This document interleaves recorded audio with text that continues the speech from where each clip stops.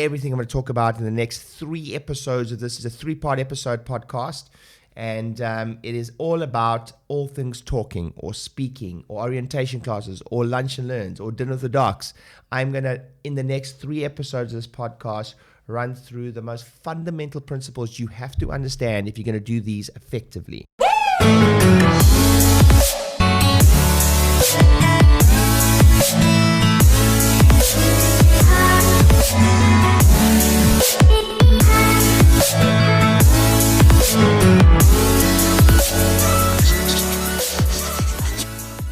And the reason I say that if I had to do this all over again, the reason I say that I would do these and pretty much nothing else, and I say that tongue-in-cheek, I would do other things, of course. But clearly, I do a lot of these. So I honestly believe that there's almost no one on the planet that has been responsible for more lunch and learns and more dinner with the docs, those two in combination, than me. Let me say that again. I honestly believe, I don't think that there's anyone on the planet that's been responsible for more lunch and learns and dinner with the docs than me. Why can I say that, and how can I say that? It's because I have 8 practices, and I am responsible with my marketing team for making sure there are new patients in those practices, which means this is a banker or a home run for us, and something we do regularly. We do it aggressively, we do it a lot, and we've been doing it for years. So in the next 3 episodes of this podcast, I'm going to run through some of the lessons we've learned about doing these. And I'm going to start this podcast by telling you more about specifically going, when it comes to talks, there are 3, right? There's 3 types of scenarios. 1, you're going to do something within your practice to existing members. 2, you're going to do something in the community, which is commonly termed by a lot of people as lunch and learns, and variations of that. 3, we are going to talk a lot about what is commonly termed dinner with the docs, and how to get people to come to you, how to opt in via social media to come to you.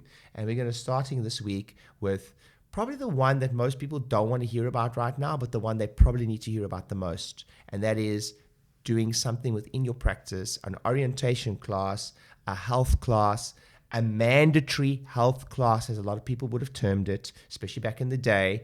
And I think that's an important point to touch on right now. How and why would anyone make a health class mandatory? And if we go to the fundamentals of why we do speaking, why we do a health class, most people would tell you why you would do it in the practice is to educate your patients. I sometimes think that's almost slightly condescending, that you're going to educate them. And listen, the word educe comes from the word educate comes from the Latin word to educe, which means to draw out. So let me say that again. Not shoving in, but drawing out. My teachers and the people that I spend time with come from the fundamental belief that genius is within every one of us already. Your job is to draw it out.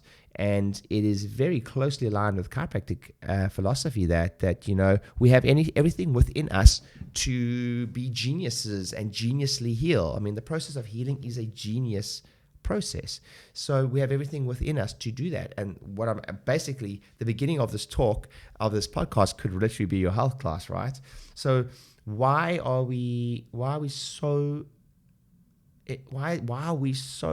I think it, and why do lots of other businesses, not just chiropractic, think it's so important to do something like a health class, or an orientation class, or a mandatory class?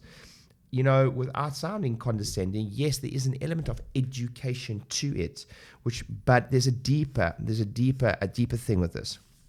Okay, let me give you an example. We live in an age today where people are pretty much trying to get rid of almost everything that requires human beings.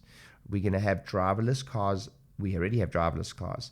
We have automated telephone calls going out. We have Siri. We have AI. We have now you're able to simply say to Alexa, you can order things online without even speaking to a human being.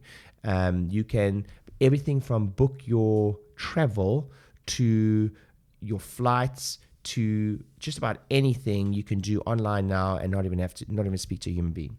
So let's start with that. And the interesting part of that conversation is this. Even though that is the case, it is interesting to me to state the following fact. I'm going to mention some names now, some of the biggest online marketers on the planet. Let me be clear.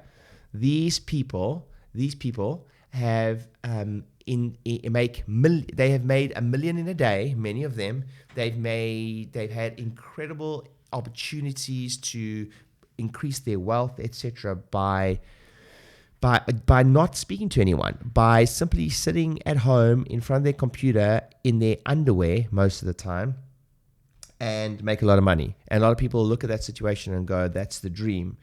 And what's so interesting about that situation is, even with that being the case, they all still get in a plane, fly halfway across the world to speak to an audience.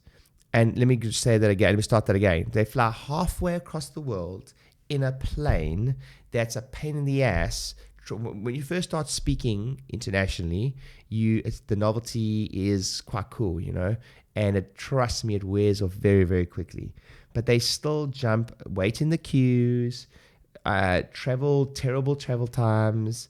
They still jump on a plane. They still travel halfway across the world to stand up in front of an audience for sometimes as short as 60 to 90 minutes, when they are making up to $1 million a day online. Why in the world would they do that? And here's why they do that. Because I don't care how good you are at marketing. I don't care how good you are at online marketing. I don't care how many leads you can generate.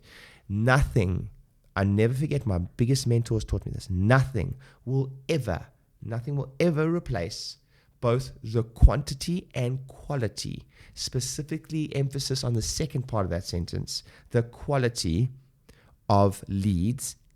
And there's a third part, in the time frame in the shortest time frame that you can, by doing, except for talks. Nothing will ever be able to match the quantity and quality and the return investment on your time that you'll ever get from talks. Yes, you may generate a lot of leads online. Listen, if you just want a lot of leads, you could just do Groupon. You'll get a ton of leads, I'll tell you that. But if you've been in business for a while, been in practice for a while, you'll know that there's a difference between a lead and a quality lead. And there's this beautiful tension between sales and marketing that will forever exist. And if you don't have a sales and a marketing team, let me tell you who your sales and marketing team is. Your sales team is you. You are the sales guy. You're the guy that does the initial consultations, the report of findings. You are essentially the sales guy. The marketing is, even if it's an internal dialogue, you'll be sitting in an initial consultation, for instance, an exam, and you may be with what, I don't really believe in this, but what people commonly term a tire kicker, and you may think to yourself, damn it, I really hate this. I hate that I'm sitting with this guy, wasting my time. That dialogue there is the tension that will always exist between sales and marketing. That just happens to you internally. If you change it up and you have a sales team and you have a marketing team, that dialogue still exists. Trust me, I know. I have salespeople in my business, both on the phone as well as my chiropractors and therapists, and I have a marketing team. And no matter what we do, this is the dialogue that happens. Marketing says to sales, or actually sales will normally moan first. Sales will say to marketing, sales, chiropractors, practitioners, whoever is seeing the lead, for instance, or the prospect at that point, will say to marketing, you need to get us higher quality leads. And marketing, trying to do the very best that they can, will end up saying to sales, you need to learn how to close better. Now, how do I know that? Because I have up to 50 associates at any one time. I've had anywhere from 35 to 50 associates. And I tell you that for 10 years of doing this, that will always exist. And sometimes they'll be using an excuse. So it doesn't even matter how good the person is or bad the person is. You may find someone might, as a justification, will say, well, the reason I'm not doing so well in practice is because you're not getting me high quality leads. So even if it's not true, often what will happen is the salesperson will justify why they're not doing that well, based on the fact that the marketing maybe you at the time is not generating high enough quality of lead. But it's really a mixture of both those scenarios. As I said, if you want a shit ton of leads, you just go and get a whole bunch of leads from Groupon, and you got no problem if that's all you're worried about. And there's a time and place for that. But there is nothing that will. My response to that person normally is, why? Okay, great. You want high quality leads. You need to do a lot of talks, and then we see it. This is what it is. It's what I call the fear. And the fear I'm talking about is the fear of public speaking. If on most polls, if you ask what the highest fear in the world is, most people will say that, depending on the poll, but there are many surveys that would put public speaking ahead of death, which would mean at a funeral, the person, most people would rather be in the box at a funeral or in the casket than saying the eulogy. Isn't that a crazy scenario? As statistically speaking, most people would rather be in the casket than saying the eulogy. So that's when I see it. And as I say, when I see it, it's the fear. It's the fear that people have. Like, yes, I want high quality of leads, but don't ask me to get out there and get into in the public domain and do speaking. So I'm going to address that very quickly. Look, I have a 2-day course on this. If you want to learn how to speak, if you want to learn how to change your life, it changed my life, I promise you that. If you want to learn how to fill the room, how to get people to show up, that's another art. How to then close people and ethically get people to come to the next steps with you, then you've got to be at the events. Please look at the dates. There's one coming up in Dallas, there's one coming up in Windsor, United Kingdom, there's one coming in Barcelona, Spain, and there's another one coming in the West Coast of America. So for this year, so please make sure you check that out. But moving swiftly on, the remit of this podcast is not specifically got to do with getting over the fear of public speaking. There is entire books written about that, and there's entire course written about that, and you should go on those. But the reason why you should, let's skip right to the reason why you should do these talks, is because if Ryan Dice, who's one of the biggest online marketers on the planet, Frank Kern, Russell Brunson, still go to the effort to, and to be clear, you know, they can do everything online. They make millions of dollars online, but they still go to the effort to get people to physically from all over the world show up in a room. Those rooms are not cheap. Let me just explain. You are talking about, I personally know that, to put on a day at the Excel or a big conference center with a big AV team, etc., you are talking in some cases 6 figures. 6 figures for 2 days, I would say. 6 figures, 2 days. It'll often, with the, don't forget all the money it costs to market the room, hire the room, hire speakers, hire AV team, etc. You could easily be dropping 50K. Easily. I mean, that's going to be 100K depending on the spec of all of that. So why do these people go to that effort? If they can sit at home in their underwear and make millions of dollars, why in the world do they still go to all the effort of getting people to fly all the way across the world to sit in a room? Because here is the truth. Again, nothing will ever match the quality and quantity of leads you'll get, but there's a further truth to it, is that everyone thinks it's about educating your patients, which is kind of condescending because they've got genius in them with already. But it's way less about educating your patients and more about creating a community. It's way less about educating and more about creating a community. That does not mean that the education part of that isn't super important. It's an and conversation. But when we say education, it's more. Let's break it down into 2 parts. We have getting people into a live room, and there's an education part.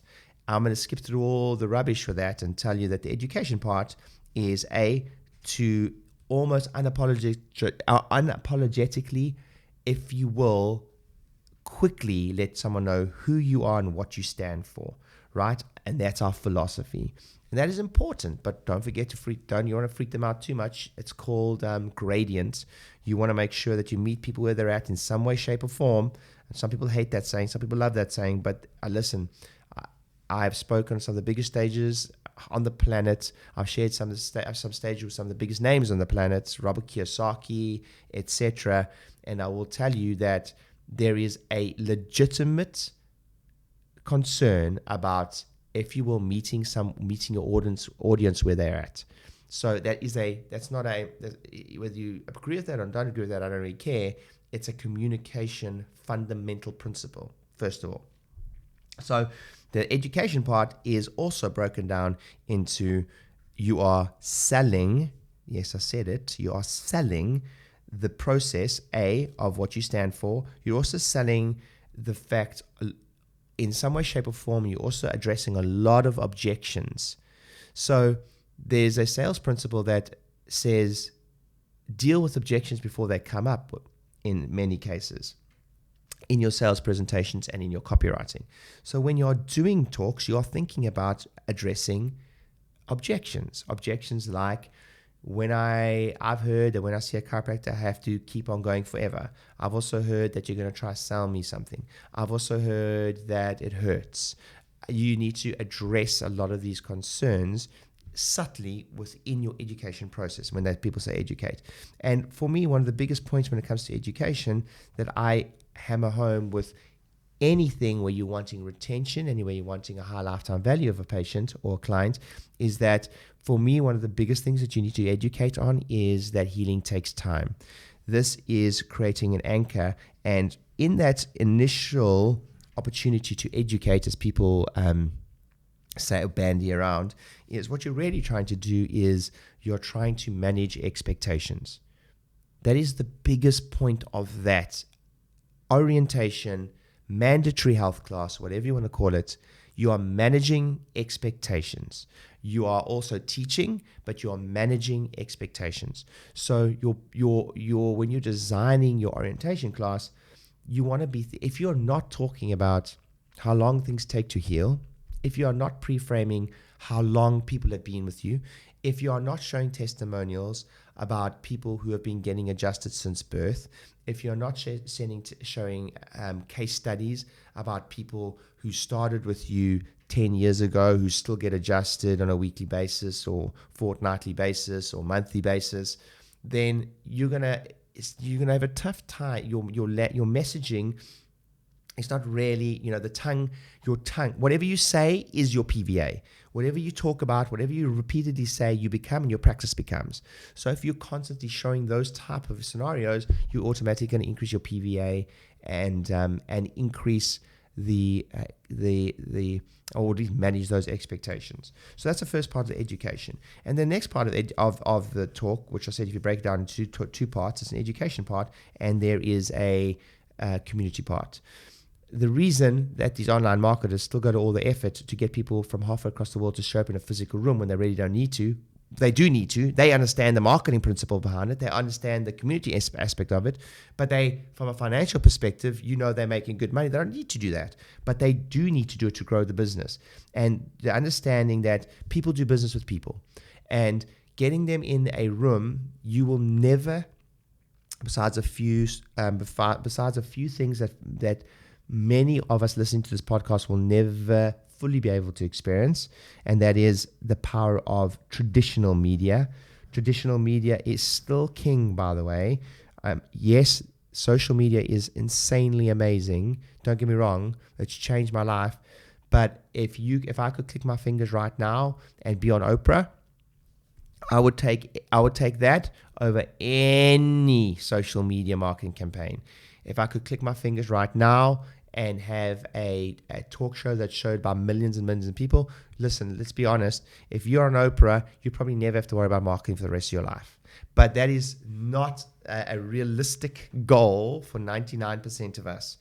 So with that said, the next best thing is to create your own celebrity status, which is you can do kind of through social media. But what do all experts do? All experts, 99% of the planet will stand up in front of an audience and speak. So what you're trying to leverage by getting up and speaking in front of an audience, straight away you're going to be perceived as the expert.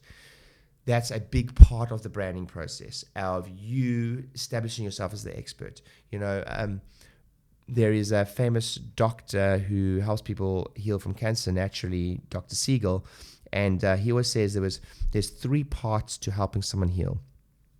And it's one, that's essential to helping someone heal from cancer naturally. One is the person's belief in the treatment of choice. He uses the word treatment. Next, he says the person's belief in the provider of choice.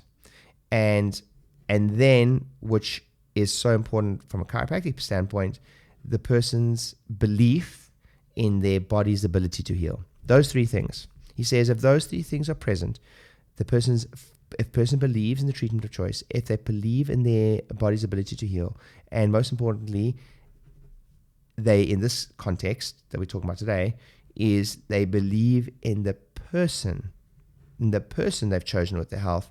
Those three things together create magic when it comes to healing.